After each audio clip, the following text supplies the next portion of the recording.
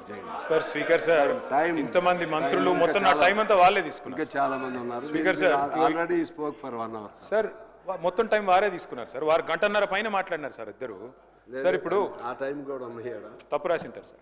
నేనేమంటాను sir అంటే దయచేసి మీ ద్వారా ప్రభుత్వానికి కోరుతాను. ఇప్పుడు ముఖ్యమంత్రి గారు మీరు దయచేసి ఇప్పుడే మీరు వెంకటరెడ్డి గారు మాట్లాడింది మీరు విన్నారు. గిట్ల మాట్లాడినందుకే లగచర్యలు వదిలేయింది. ఇక్కడ విషము ఫార్మా అని చెప్పి ఇట్లా మాట్లాడినందుకే ఆడ భయపడ్డారు. నేను ఏమంటున్నా అంటే ప్రభుత్వానికి ఒక కన్సిస్టెన్సీ ఉండాలి.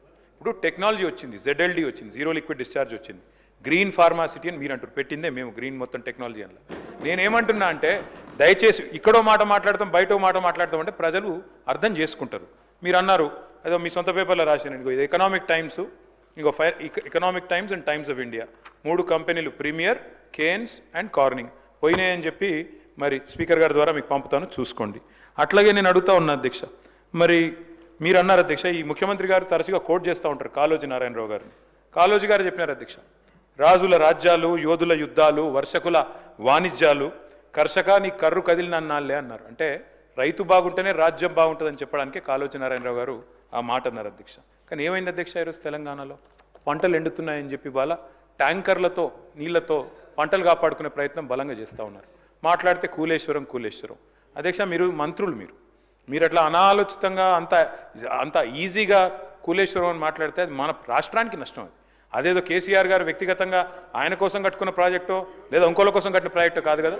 మేడిగడ్డ అధ్యక్ష, కాళేశ్వరంలో మొత్తం ఒకటి కాదు అధ్యక్ష, మేడిగడ్డ, అన్నారం, సుందిల్లా 3 బ్యారేజ్లు, 19 రిజర్వాయర్లు, 21 పంప్ హౌజులు, 100 కిలోమీటర్ల సొరంగ మార్గాలు, 1000 కిలోమీటర్ల కాలువలు. కాళేశ్వరం కూలిపోయిందంటారు అధ్యక్ష. దిక్కు ఇదే ముఖ్యమంత్రి గారు మళ్ళా కొండపోచమ్మ సాగర్ నుంచి, మల్లన్న సాగర్ నుంచి హైదరాబాద్కి నీళ్ళు తెస్తా అంటారు. అందుకే అంటున్నా అధ్యక్ష అపరిచితుడు. ఎందుకంటే కూలేశ్వరం వాళ్ళే అంటారు. మరి కొండపోచమ్మ సాగర్, రంగనాయక సాగర్ దగ్గర పోయి మంత్రి గారు అక్కడనేమో ప్రార్థనలు చేసి 1,00,000 ఎకరాలకు నీళ్ళు ఇస్తున్నామని చెప్తారు. మరి కాళేశ్వరం కూలిపోతే కొండపోచమ్మ సాగర్ ఎక్కడిది, మల్లన్న సాగర్ ఎక్కడిది, గంధమల్ల ఎక్కడిది, బస్వాపూర్ ఎక్కడిది, కట్టిన రిజర్వాయర్లు 218 TMCల. స్పీకర్ సార్ ఊరు తెరిస్తే అబద్ధాలే మాట్లాడి అబద్ధాలతో బతకాలన్న ఆలోచన ఇంకెంతకాలం చేస్తారో నాకు తెలియదు. ఈరోజు SRSP కానీ, శ్రీపాద ఎల్లంపల్లి కానీ, ఇవన్నీ ప్రాజెక్టులు, ఈ ప్రాజెక్టులకు feeder channels. Speaker sir, Medigadda, Sundilla, Annaram బ్యారేజ్ల నుంచి చుక్క నీరు తీసుకోకపోయినా గోదావరి జలాలతోని ఏ రకంగా నీళ్లు తీసుకురావాలనో ఈరోజు మల్లన్న సాగర్ కావచ్చు, లేకపోతే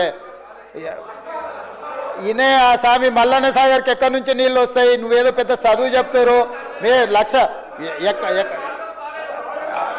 పార్తే. కానీ మీరు ఏదైతే లిఫ్టులు పంపులు పెట్టి కూలగొట్టిన దానికి సంబంధం లేదు. శ్రీపాద ఎల్లంపల్లి, లేకపోతే శ్రీరామ్ సాగరు, ఇవన్నీ ప్రాజెక్టులు మీ తాతల కాలంలో కట్టిన కాంగ్రెస్ ప్రాజెక్టులు. ఆ ప్రాజెక్టులతో ఈరోజు మల్లన్న సాగర్ కావచ్చు, రంగనాయక సాగర్ కావచ్చు, కొండపోచమ్మ కావచ్చు, నువ్వు కట్టినవి లేకపోయినా కూడా, నువ్వు కూలిపోయినా కూడా ప్రాజెక్టులకు నీళ్ళు ఇవ్వడానికి ఉంది.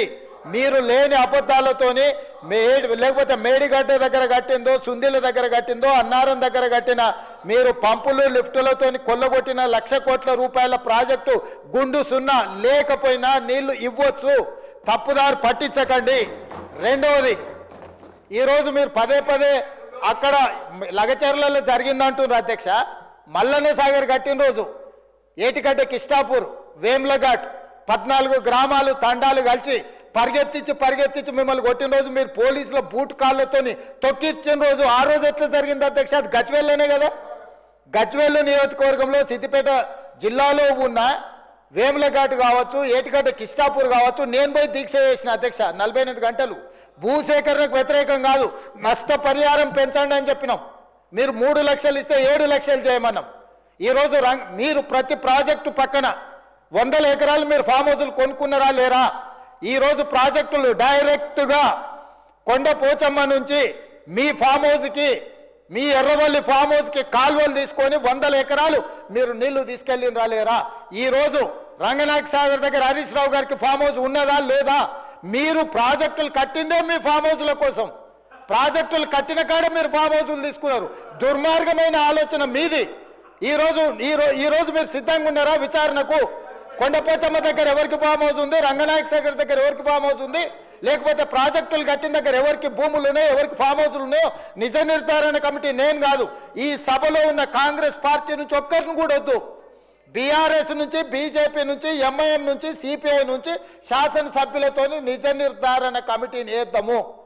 కట్టుకున్న ప్రాజెక్టులల్లా మీ చుట్టాల భూములను ఎట్లా తొలగించరు, మీ భూములను ఎట్లా తొలగించరు, మీ డైరెక్ట్గా కేసీఆర్ గారి ఫామ్ హౌస్కి కాలువలు తీసుకెళ్లి ఫామ్ హౌస్ చుట్టూత వంకర దాని చుట్టూత కాలువలు తిప్పింది ఆధారాలు చూపించాలనా? దుర్మార్గమైన ఆలోచన మీకుంటుంది, మాకెందుకుంటుంది? ఇప్పటికి కూడా అబద్ధాలు చెప్పేది మానండి. ఎందుకు ఇంకా బుకాయించాలని, దబాయించాలని? ఎన్ని రోజులు అధ్యక్ష భూసేకరణ జరిగినప్పుడు భూమి కోల్పోయిన నిర్వాసితులకు బాధ దుఃఖం ఉంటుంది. ఆ బాధ దుఃఖం ఉన్న వాళ్లకు అత్యధికంగా నష్టపరిహారం ఇవ్వాలనేది మా ఆలోచన.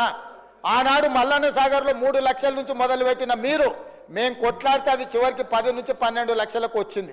ఇవాళ కొడంగల్లో, లగచెర్లలో 20 లక్షల ఎకరాకు అసైన్మెంట్ భూములకు కూడా 20 లక్షలు ఇచ్చినాం. 5 లక్షల రూపాయలు ఇందిరమ్మ ఇల్లు ఇచ్చినాం. 150 గజాల ఇంటి స్థలం ఇచ్చినాము. ఈరోజు one of the best package మేము కొడంగల్ ఇస్తే, మీ మాజీ ఎమ్మెల్యే మీరు పర్సనల్గా వెళ్ళి మీరు ఏమైనా చేయండి, అధికారులను చంపండి, మేము చూసుకుంటామని చెప్పింది పబ్లిక్ డొమైన్లు ఉంది. మీరు ఈరోజు టీవీలలో, పేపర్లలో ప్రముఖంగా వచ్చింది, వచ్చిన వాళ్ళు వచ్చినట్టు చంపండి అని చెప్పి హరీష్ రావు, కేటీఆర్ చూసుకుంటారని చెప్పి నరేందర్ రెడ్డి గారు అక్కడికి వెళ్ళి మాజీ ఎమ్మెల్యే పబ్లిక్లో స్టేట్మెంట్ ఇచ్చిండు. ఇట్లా అధికారులను 10 ఏళ్ళ అధికారంలో ఉన్న మీరు అధికారులను చంపమని, ఏ అధికారులు అయితే ఈ తెలంగాణ రాష్ట్ర అభివృద్ధి కోసం పనిచేస్తారో గా అధికారులను చంపమని ప్రోత్సహించిన మీరు ఈ రోజు వచ్చి మీరు భూసేకరణ గురించి మాట్లాడుతున్నారా? మీరు మాకొచ్చి చదువు చెప్తున్నారా? మేము కాంగ్రెస్ పార్టీ ప్రాజెక్టులు కట్టలేదా? నాగార్జున సాగర్ నుంచి శ్రీశైలం వరకు మీరు కట్టినరా? లేకపోతే కల్వకుర్తి, భీమా, నెట్టంపాడు, కోయిల్సాగర్ మీరు కట్టినరా? ఏ మాటలు మాట్లాడుతున్నారు?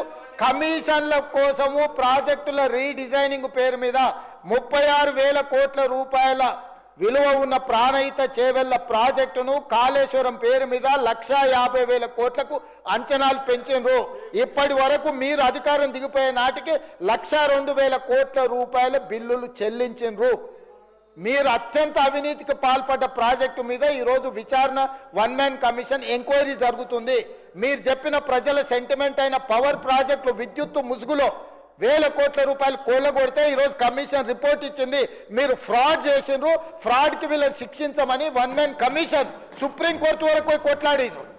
సుప్రీంకోర్టు జడ్జి వచ్చి వీళ్ళు ఫ్రాడ్ చేసిండ్రు, వీళ్ళని శిక్షించమని నివేదిక ఇచ్చిండ్రు. అధ్యక్ష, వీళ్ళ నివేదికలు మేము ఆరోపణ చేయట్లే, ఈరోజు కమిషన్ ఇచ్చిన నివేదికలు ఉన్నాయి. తొందరలోనే దాంట్లో జైలుకు పోతారు. జైలుకు పోయేదాని గురించి వాళ్ళు చెప్తున్నారు. ఇప్పుడు ఏ విచారణ సంస్థ విజిలెన్స్ అండ్ ఎన్ఫోర్స్మెంట్ నివేదిక ఇచ్చింది ఈరోజు కాళేశ్వరం మీద.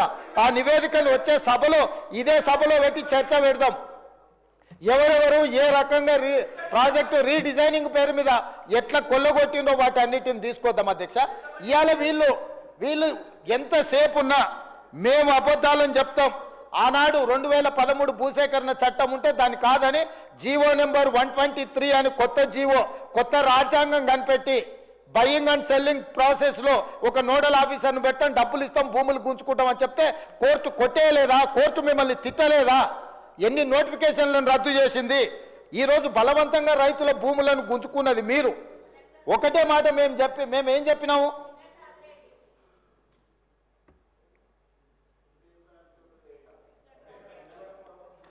నేను ఒకటే చెప్పదలుచుకున్నా అధ్యక్ష, ఈరోజు వాళ్ళు అర్థం చేసుకోవాల్సింది, కామారెడ్డిలో చంద్రశేఖరరావు గారిని ప్రజలు ఓడగొట్టిండ్రంటే ప్రజల ఆగ్రహం ఎట్లుందో అధ్యక్ష, నాకు ఓటమి మొదటిసారి కాదు, నేను ఓడినా గెలిచిన. కానీ ఆయన ఇంద్రుడు, చంద్రుడు, దేవుడు, తెలంగాణ ప్రదాత, తెలంగాణను ఉద్ధరించడానికే, తెలంగాణకి ఆయన జాతి పిత అని, వీళ్ళు తెలంగాణ జాతి పిత అని చెప్పుకున్న చంద్రశేఖరరావును కామారెడ్డి ప్రజలు బండకేసి కొట్టి ఒక సామాన్యుని ఎమ్మెల్యేగా గెలిపించారు. నేను ఆ రోజే చెప్పిన, నేను పోతుండొచ్చు కానీ పోతా నిన్ను పట్టుకొని పోతా అని, నేను పోతా నిన్ను పట్టుకొని పోతా అని. సో కామారెడ్డిలో ఓడగొట్టిన, ప్రజలు తిరస్కరించిన ఎందుకు ఇంకా బుకాయించాలనుకుంటున్నారు అధ్యక్ష? ఎందుకు బుకాయిస్తున్నారు? ఇప్పటికైనా నేను చెప్తున్నా అధ్యక్ష, మూసి ప్రాజెక్టును కట్టాలన్నా వద్దా మీరు చెప్పండి. మెట్రో రైళ్లు విస్తరించాలన్నా వద్దా మీరు చెప్పండి. రేడియల్ రోడ్స్ వేయాలన్నా వద్దా చెప్పండి. రీజనల్ రింగ్ రోడ్డును నిర్మించాలన్నా వద్దా మీరు చెప్పండి. హైదరాబాద్ నగరానికి గోదావరి జలాలను తరలించాలన్నా లేదా మీరు చెప్పండి. తెలంగాణ రాష్ట్రానికి మీరు పెట్టుబడులను తేవాలంటున్నారా వద్దంటున్నారా చెప్పండి. ఈరోజు ప్రపంచంలోనే అత్యధికంగా ఇన్ఫోసిస్ సంస్థ హైదరాబాద్లో అత్యధికంగా జాబ్లు ఉన్నాయి. మేము వచ్చినాక ఇన్ఫోసిస్ విస్తరించినాం, విప్రో విస్తరించినాం. మేము వచ్చినాక కాగ్నిజెంట్ను విస్తరించిపించినాం. ఆమ్జన్ బయోటెక్ కంపెనీ అమెరికాలో ఉండి ఫస్ట్ టైం హైదరాబాద్లో పెట్టుబడులు తీసుకొచ్చినాం. ఆయన 10 ఏళ్ళు మంత్రిగా ఉంటే 20,000 కోట్లు తెచ్చిండు దావోస్లో పోయి. నేను 10 నెలల్లో ఒక్క సంవత్సరం తిరిగే లోపల 2,20,000 కోట్లు పెట్టుబడులు తెచ్చిన. ఇది నా సమర్థత. ఆయన ఏమనుకుంటాడంటే గుంటూరులో చదివిన తెలివితేటలు ఈడ పనికొస్తాయనుకుంటాడు. అధ్యక్ష, ఇంగ్లీష్ అనేది నాలెడ్జ్ కాదు. 4 ఇంగ్లీష్ ముక్కలు ఆయనకు రావచ్చు, నేను 4 ఇంగ్లీష్ ముక్కలు కానీ ఈ ప్రపంచంలో చైనాలో ఉండేవాడికి ఇంగ్లీష్ రాదు, జపాన్లో ఉండేవాడికి ఇంగ్లీష్ రాదు, జర్మన్లో ఉండేవాడికి ఇంగ్లీష్ రాదు. కానీ ఈరోజు చైనా, జపాన్, జర్మన్ ప్రపంచాన్ని శాసిస్తుంది అధ్యక్ష. 4 ఇంగ్లీష్ ముక్కలు వస్తే ఒకవేళ హోటల్లో పనిచేయడానికి ఆర్డర్స్ తీసుకోవడానికి పనికొస్తుండొచ్చు అధ్యక్ష. బట్ట షాప్లో బట్టల అమ్మనికి పనికొస్తుండొచ్చు. గుంటూరులో చదివిన తెలివితేటలన్నీ మా దగ్గర వచ్చి చూపించవద్దు అధ్యక్ష.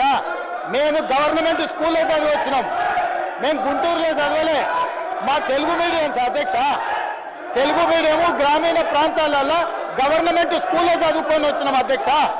మేము గుంటూరులో పోయి చదువుకొని రాలే, ఆ తర్వాత పూనా పోలే, ఆ తర్వాత విదేశాలు తిరగనికి పోలే. మేము ఇక్కడనే పుట్టినాం, ఇక్కడనే పెరిగినాం, ఇక్కడనే చదువుకున్నాం. లోకల్ పరిజ్ఞానంతో పనిచేస్తున్నాం అధ్యక్ష. ప్రజల బాధ తెలిసిన వాళ్ళం అధ్యక్ష. మేము 4 ఇంగ్లీష్ ముక్కలు వచ్చినంత మాత్రాన అదేదో గొప్పతనం అని దాని మీద ఏదో పెద్ద ఉపన్యాసాలు ఇచ్చి దాన్ని చూపించి ఏదో సాధించినామని. కాబట్టి ప్రపంచంలో అత్యధికంగా ప్రపంచాన్ని శాసిస్తున్నది చైనా, జపాన్, జర్మన్. ఆ దేశంలో ఎవరికేం ఇంగ్లీష్ రాదు, కానీ వాళ్ళు ప్రపంచాన్ని శాసిస్తున్నారు ఆర్థిక వ్యవస్థను. అట్లాంటిది ఈరోజు తెలంగాణ రాష్ట్రంలో ఒక రైతు కుటుంబం నుంచి వచ్చి గ్రామీణ ప్రాంతాల నుంచి వచ్చి గవర్నమెంట్ స్కూల్లో తెలుగు మీడియంలో చదువుకున్న నేను ముఖ్యమంత్రి అయితే ఎందుకు మీకు కడుపుమంట? ఏందా బాధ? అసలు కళ్ళల్లో నిప్పులు పోసుకుంటారు అధ్యక్ష. నేను కనిపించగానే ఆయననే చూడనికైనా వస్తలేడు, చూస్తే అదేదో పాపమైంది అన్నట్టు. కాబట్టి ఇప్పటికైనా దయచేసి ఈ 5 ఏళ్ళు కాదు వచ్చే 5 ఏళ్ళు కూడా, ఈ 5 ఏళ్ళు కాదు వచ్చే 5 ఏళ్ళు కూడా మేమే ఉంటాము. మీరు అక్కడ ఉండాలనుకుంటే సలహాలు ఇవ్వండి. పెద్ద ఆయన మీకు కుర్చీ ఇయ్యాడు. నేను మళ్ళీ కూడా చెప్తున్నా, పెద్ద ఆయన గురించి నీకెంత తెలుసో తెలియదు కానీ నాకు చాలా తెలుసు. వెనకటికి నీకు కూడా చెప్పిన, నువ్వు ఆశించకని. ఇప్పుడు కూడా నేను చెప్తున్నా, పాపం ఉండనియండి, పెద్ద మనిషి తెలంగాణ కోసం కొట్లాడిండి అని మీరే చెప్తారు. ఆయన కుర్చీ మీద కన్నేస్తారు మీరు ఇద్దరు కలిసి. ఎందుకు ఆయన మీద పగబట్టారు? కుటుంబంలో పెద్ద దిక్కు ఒక ఆయన ఉండాలి, పెద్ద దిక్కు ఉంటేనే గౌరవం ఉంటుంది. పెద్ద ఆయనను కూడా ఖతం చేసి కుర్చీలో కూర్చోవాలనే స్కీమ్లు వేయకండి. ఇంతకుముందే నేను కాగితం తెచ్చిస్తే ఏందో అనుకున్నా, మా వాళ్ళు చెప్తున్నారు గతంలో నేపాల్ యువరాజు దీపేంద్ర తన కుటుంబంలోని 8 మందిని AK-47 పెట్టి కాల్ చేసిందట, పదవి ఇవ్వలేదని.